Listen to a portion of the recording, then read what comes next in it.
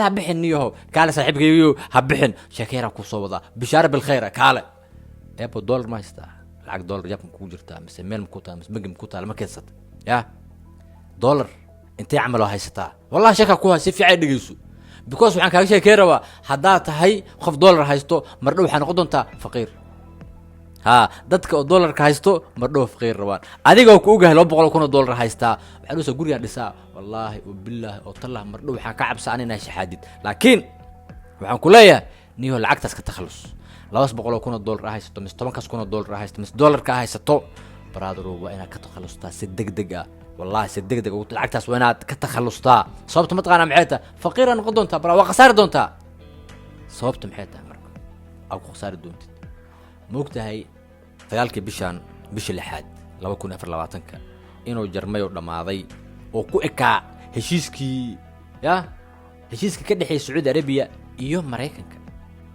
heshiiskaas muxuu ahaa heshiis ka ganacsiga petroolka waa inuu ku xirnaada dollar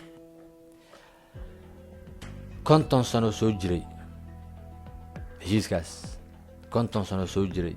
habeen hore dhamaaday sagaalkii bishii lixaad oo dhamaaday koomata waxa dhacda marka Maxamed bin Salman waxa looga yeeray shirka ay sameynayeen G7 oo lagu qabahay Italy muusan tagin intoo taga waa marka shirka la jiro oo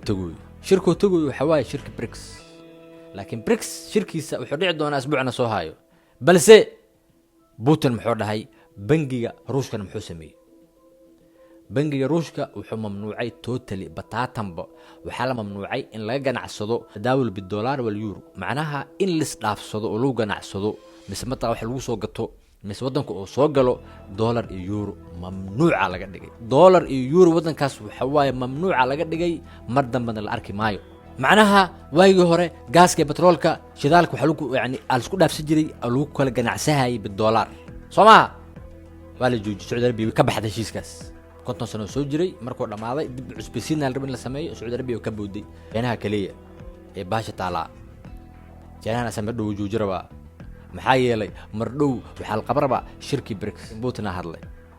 muxuu yiri waa warku dhameystiray wuxuu yiri